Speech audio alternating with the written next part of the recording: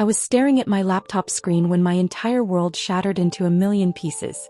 The DNA results had just loaded and there it was, a match to someone listed as my biological father. But his name wasn't Robert Martinez. It wasn't the name of the man who'd taught me to ride a bike, who'd sat through every school play, who'd walked me down the aisle at my wedding. This name belonged to a stranger living 2,000 miles away in Seattle. And somehow, impossibly, the matching percentage was absolute. 100%. My hands were shaking so hard I had to set down my coffee mug before I dropped it.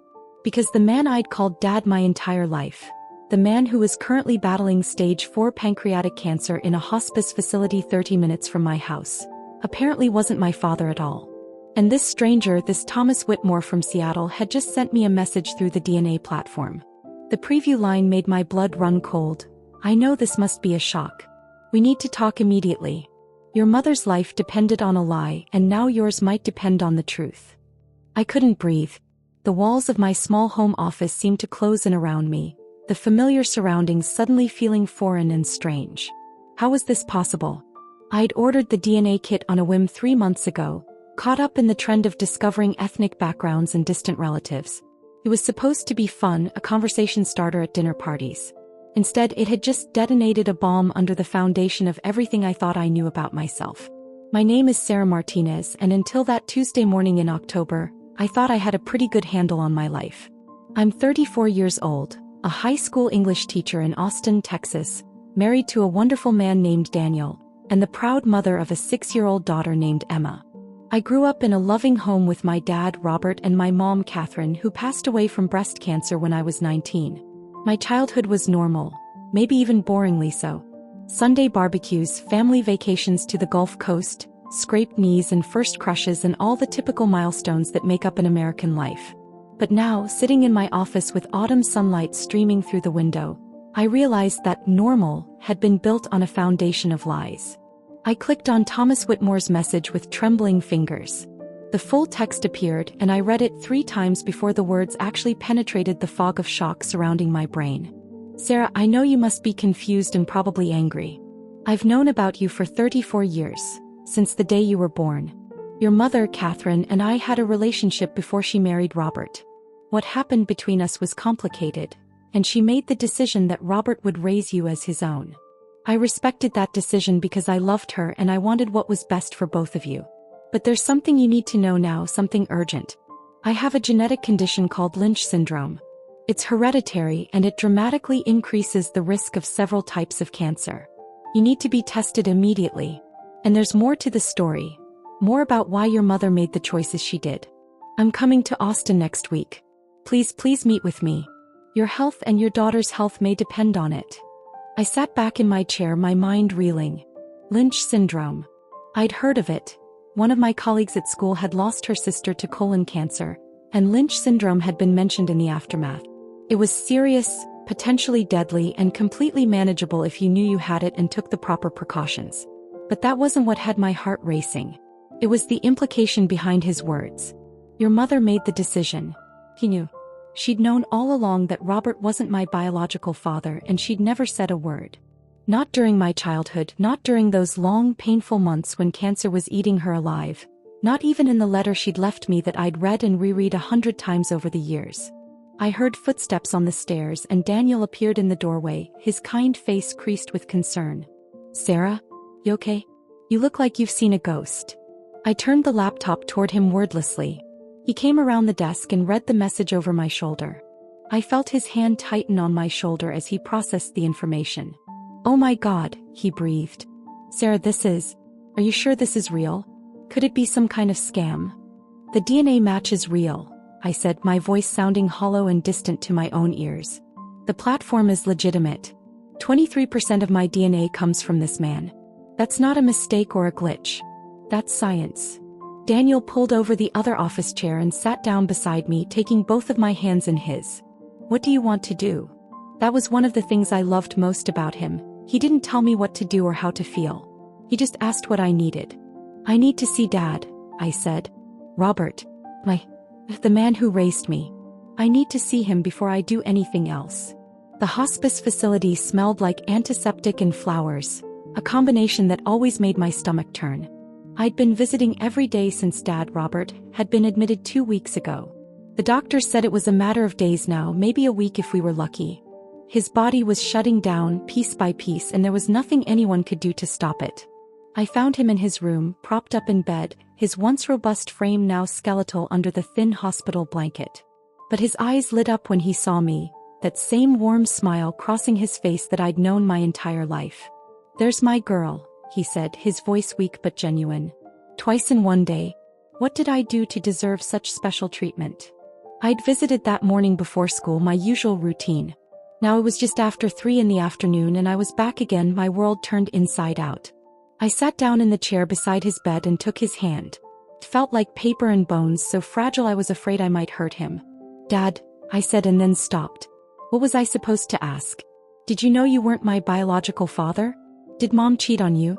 Had my entire childhood been a performance? A carefully maintained fiction? He must have seen something in my face because his expression shifted to concern. "What's wrong, sweetheart? Is it Emma? Daniel?" "Everyone's fine," I said quickly. Then I took a breath and pulled out my phone, showing him the DNA results and Thomas Whitmore's message.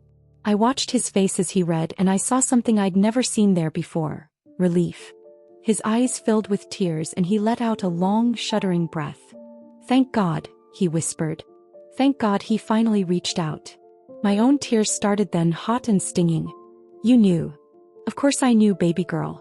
I've always known." He squeezed my hand with surprising strength. "Your mother and we need to start from the beginning. I need to tell you everything and I need to do it now while I still can." He shifted in the bed, grimacing with pain, and I helped him adjust his pillows. When he was settled, he began to speak and I listened to a story I'd never heard before. The real story of my parents' marriage.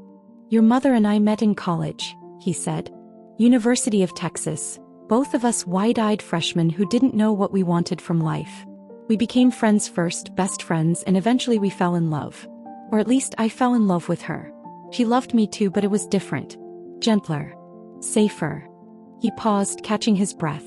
The effort of talking was clearly exhausting him, but I could see the determination in his eyes. He needed to tell this story. "In our junior year, Catherine went to Seattle for a summer internship. That's where she met Thomas. He was working at the same tech company and they fell hard and fast. She called me every week that summer and I could hear it in her voice. She'd found something with him that she and I didn't have. That wild, passionate, consuming kind of love that burns so bright it's almost dangerous." I tried to imagine my mother, practical, composed Catherine Martinez, in the grip of a passionate affair. It didn't fit with the woman I'd known, but then again I was learning that I hadn't really known her at all. "When she came back in the fall, she told me everything," Robert continued. "She said she'd fallen in love with Thomas, that she wanted to break up with me and move to Seattle after graduation. I was devastated, but I understood. I wanted her to be happy." "So what happened?" I asked softly. "Thomas's parents happened," Robert said, and there was a bitterness in his voice I'd rarely heard. "They were old money, Seattle society, and they had very specific plans for their son. When they found out he was serious about a girl from Texas, a girl whose father worked in construction and whose mother was a waitress, they put their foot down. They threatened to cut him off completely, to disown him if he didn't end the relationship." "That's horrible," I whispered. "Thomas fought them at first. He told them he didn't care about the money. But his father had a heart attack during one of their arguments and his mother blamed Catherine. She told Thomas that if he really loved his father he'd end things. So he did. He called your mother and broke up with her over the phone. Told her he couldn't choose her over his family." Robert's eyes were far away now, seeing something from decades ago. Catherine was shattered. He came back to Austin for spring break and I was there. I held her while she cried, listened to her talk about him for hours, watched her try to piece her heart back together. And then about a month later she found out she was pregnant. My heart clenched. "With me." "With you," he confirmed. She called Thomas immediately, told him about the baby. And you know what he said? He said he'd take care of the expenses, that he'd send money, but he couldn't be involved. His father's health was still fragile and his mother was watching him like a hawk. He said he was sorry, that he still loved her, but he couldn't be a father. Not then. I felt a surge of anger toward this Thomas Whitmore, This stranger who had abandoned my mother when she needed him most. Your mother was terrified, Robert said. She was 21 years old, pregnant, alone, and the man she loved had chosen his family's money over her. She came to me because we were still friends, and I told her what I'd been feeling for months, that I still loved her, that I wanted to be with her, and that I would raise her baby as my own if she'd let me. Just like that. I asked. You just decided to raise another man's child? It wasn't another man's child, Robert said firmly, with more strength than I'd heard from him in weeks. It was your mother's child. It was you. And I loved you before you were even born because you were part of her. His eyes locked on mine, fierce and unwavering. Sarah, listen to me carefully. Biology doesn't make a father. Love does. Showing up does. Changing diapers at 2 in the morning and helping with homework and teaching you to drive and sitting in the hospital when you broke your arm in 5th grade. That's what makes a father. I chose to be your dad every single day of your life, and I have never, not for 1 second, regretted that choice. The tears were streaming down my face now. Why didn't you tell me? That was your mother's decision, he said gently. She was afraid. Afraid that if you knew you'd feel different, less wanted, less loved. She was afraid you'd seek out Thomas and get hurt all over again when he rejected you the way he'd rejected her. And as you got older, it became harder and harder to find the right time. How do you tell your child something like that? When is the right moment to shatter their sense of identity? When she was dying, I said. She could have told me then. She tried, Robert said, and his voice broke. In those last weeks she tried so many times. I'd see her working up the courage, and then she'd look at you, so young, just 19, already devastated that you were losing her, and she couldn't do it. She couldn't add that burden to your grief. She made me promise not to tell you either, at least not until it was necessary. Until what? Until it was necessary, he finished. She knew about Thomas's Lynch syndrome. He told her about it years ago, kept her updated on his health. She knew you might have inherited it, and she knew you'd need to know eventually. But she hoped it would be far in the future when you were older and more settled. She never imagined she'd be gone so soon. I sat in silence for a long moment, processing everything. Did you ever resent me? I asked quietly. Sarah, you are mine. You've always been mine. I got to be your father, and that's been the greatest gift of my life. Yes, there were moments when it was hard, when people would comment on how you didn't look like me, or when Thomas would send those awkward birthday cards with just money in them and no note. But resent you? Never. Not once. Wait, I said, sitting up straighter. Birthday cards? Thomas sent birthday cards. Robert nodded. Every year until you turned 18. Your mother would intercept them, take out the check, and put it in your college fund. She'd throw away the cards because they hurt too much to keep. He was trying, in his own limited way, to be part of your life. I thought about my college education, how my parents had somehow managed to help me graduate without any debt. I'd always assumed they'd been saving aggressively. Now I wondered how much of that money had come from Thomas Whitmore. He wants to meet me, I said. He's coming to Austin next week. He says I need to be tested for Lynch syndrome, and that there's more to the story. Robert was quiet for a moment. There's more, Sarah. But it's Thomas's story to tell, not mine. I think he deserves the chance to explain himself to you directly. He reached out and cupped my cheek with his painfully thin hand. I don't have much time left, baby girl. Days maybe. And I need you to know that no matter what you learn about your biology, about Thomas, about your mother's choices, you are my daughter. You will always be my daughter. That truth doesn't change no matter what DNA says. I leaned into his touch. You're my dad, I said firmly. That's never going to change. He smiled. That's my girl. Now promise me something. Promise me you'll meet with Thomas. Hear what he has to say. Get tested for Lynch syndrome. And remember that you can honor the past while still opening yourself to new truths. I promised. Robert passed away 3 days later, quietly in his sleep, with me holding one hand and Daniel holding the other. Emma had visited that afternoon, crawling into the bed beside her, Poppy, to show him a drawing she'd made at school. He'd smiled at her with such pure love that my heart had ached, and he'd told her she was the most talented artist in Texas. Those were among his last words. At his funeral, I stood at the podium and talked about the man who'd raised me, who'd taught me about kindness and integrity and showing up for the people you love. I didn't mention Thomas Whitmore or DNA tests or the complicated truth of my origins. That day was for celebrating Robert Martinez, the man who'd chosen to be my father and had excelled at it every single day. The day after the funeral, I got another message from Thomas Whitmore. He'd seen Robert's obituary online and offered his condolences. He said he'd postpone his trip to Austin to give me time to grieve, but he hoped we could still meet when I was ready. The Lynch syndrome testing, he emphasized, shouldn't wait too long. I made an appointment with a genetic counselor and explained the situation. She was professional and kind, taking a detailed family history and ordering a comprehensive genetic panel. She explained that if I did have Lynch syndrome, I'd need regular colonoscopies starting immediately, along with other screenings. Early detection was key. And your daughter should be tested too, she said gently. If you have it, there's a 50% chance she inherited it from you. The thought of Emma facing the same uncertainty made me feel sick. She was only 6 years old. She should be worried about playground politics and learning to read, not genetic conditions that could kill her. 2 weeks after Robert's death, I finally responded to Thomas Whitmore. I told him I was ready to meet, that I wanted answers, and that I needed to understand why he'd stayed away for 34 years only to reach out now. His response came within an hour. Thank you for giving me this chance. I'm flying to Austin tomorrow. There's a coffee shop called Mozart's on Lake Austin. Can we meet there at 2 o'clock on Thursday? I agreed, my stomach twisting with anxiety.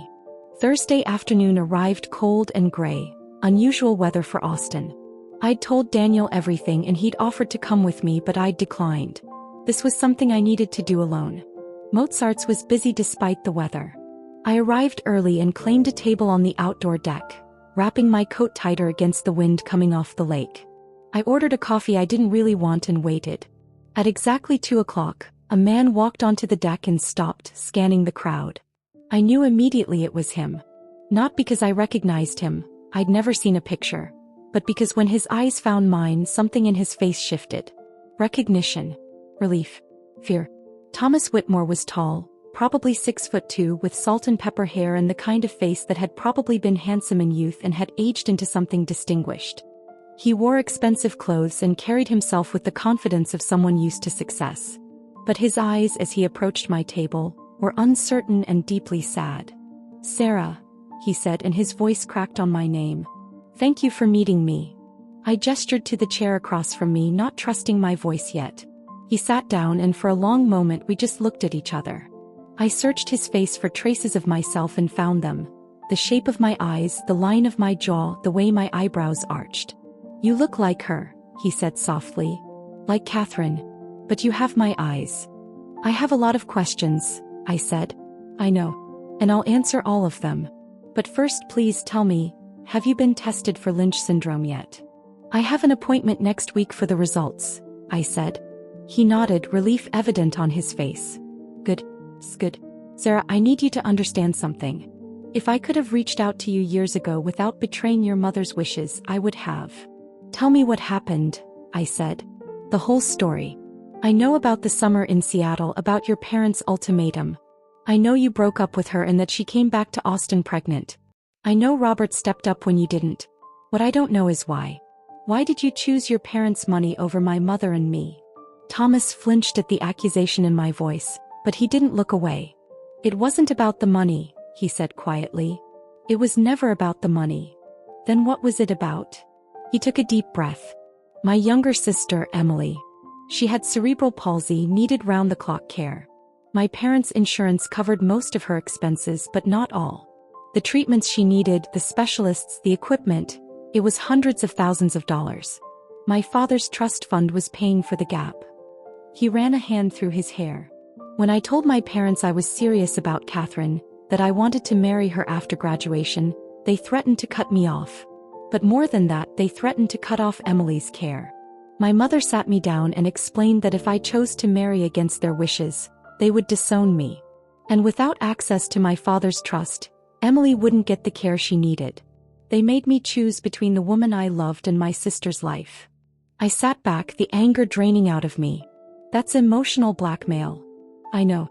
Believe me, I know. And I've spent 34 years wondering if I made the right choice. But Emily was 17, Sarah. She was my baby sister and she was suffering, and I couldn't let her die just because I wanted to be with the woman I loved. So you broke up with Mom, I said softly. I broke up with Catherine in the cruelest possible way. I told her I didn't love her enough to give up my family's money.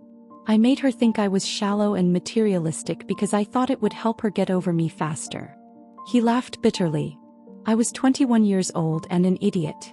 And then she told you about me. And then she told me about you. And I wanted so badly to tell my parents to go to hell, to get in my car and drive to Austin and beg Catherine to take me back. But Emily was in the hospital that week with pneumonia, fighting for her life, and my father had just had his heart attack, and I was drowning in guilt and obligation and fear. He met my eyes. I made a choice.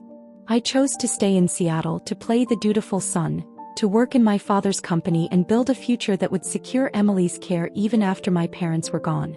And I sent money to Catherine, every month, every birthday, trying to at least financially support the child I couldn't be a father to. Did Emily survive? I asked. Thomas smiled. She did. She's 49 now, living in a wonderful care facility in Bellevue. I see her 3 times a week. She's the reason I've stayed in Seattle all these years. She's also part of the reason I'm here now. What do you mean? Emily is dying, he said bluntly.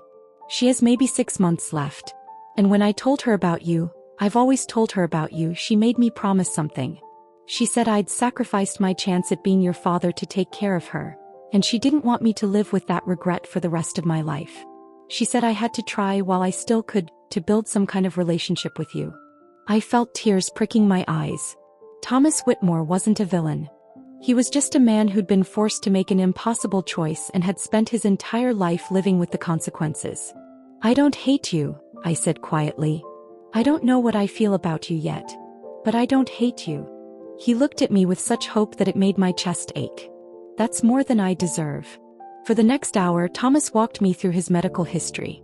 He'd been diagnosed with Lynch syndrome in his late 20s and had had 2 separate cancer diagnoses himself, both caught early through aggressive screening. He was currently cancer-free. The key is vigilance, he explained. Annual colonoscopies, regular screenings. It's manageable, but you have to take it seriously. And you need to make sure Emma gets tested too. There's something else, Thomas said hesitantly. You have a half-brother. My son James. He's 28, lives in Portland, and he's known about you his entire life. He's wanted to meet you for years. I stared at him. Brother. I had a brother. I married when I was 30, Thomas continued. Linda was wonderful, understanding about my situation with you. We had James 2 years later. I never kept you a secret from him. I told him he had a sister in Texas, that circumstances had kept us apart. But that didn't make you any less his family. Why are you telling me this now? I asked. Because life is short, Thomas said simply. Your mother is gone. Robert is gone. Emily is dying. I'm 62 years old and I've spent more than half my life regretting the choice I made when I was 21. I don't want to die without at least trying to know you. He reached across the table. I'm not trying to replace Robert. No one could replace what he was to you. But I'm asking if there might be room in your life for another truth, another relationship, another piece of your story. I looked at this man. My biological father, a stranger, someone who'd shaped my existence but had never been part of my life. And I thought about everything Robert had said. About how love makes a family, not biology. About how people are complicated and flawed and doing their best. I need time, I said. I need to process all of this. Get my test results. Talk to my daughter. Figure out how I feel. Of course, Thomas said immediately. Take all the time you need. I'll be in Austin for another week. Here's my number. Call me if you want to talk or meet again or just have questions. He stood to leave, then paused.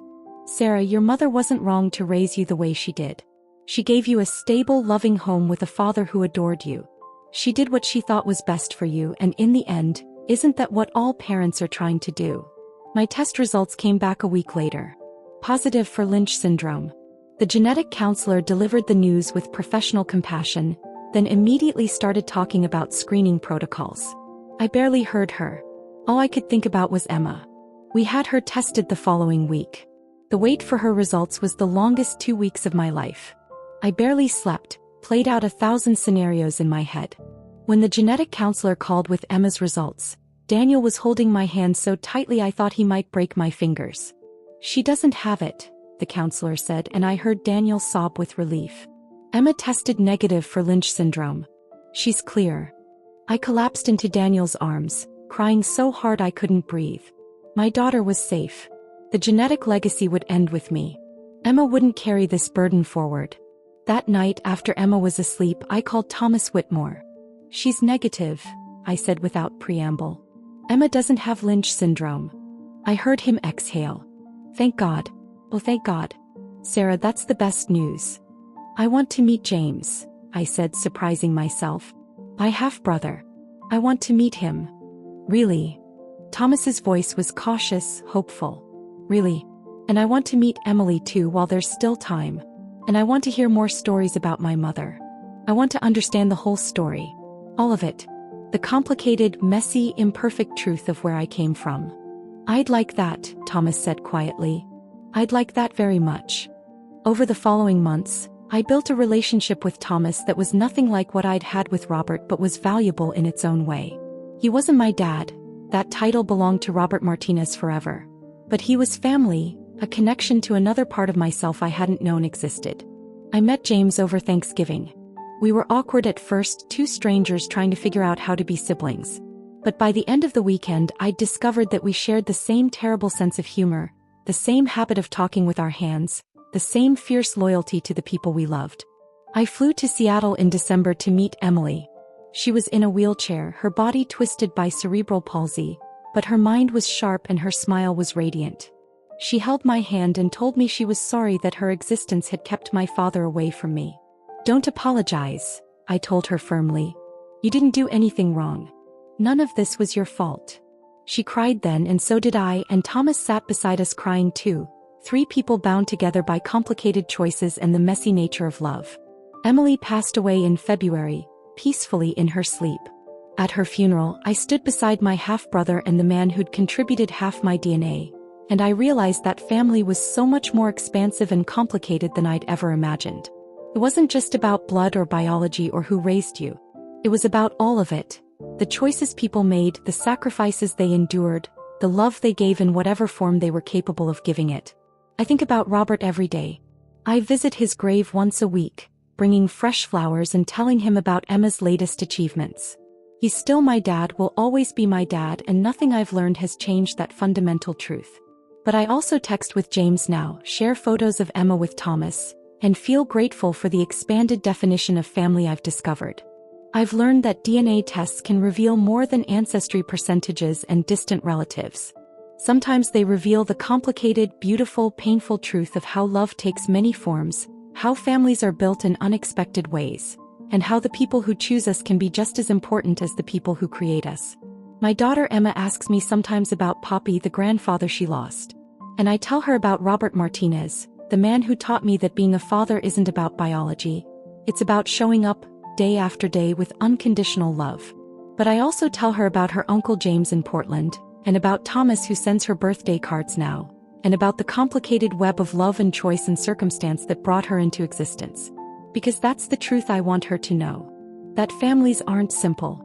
That love isn't always straightforward.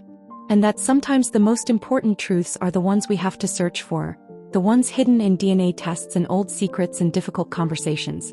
If my story resonates with you, if you've ever questioned where you came from, struggled with complicated family dynamics, or discovered truths that changed everything you thought you knew, I'd love to hear from you in the comments.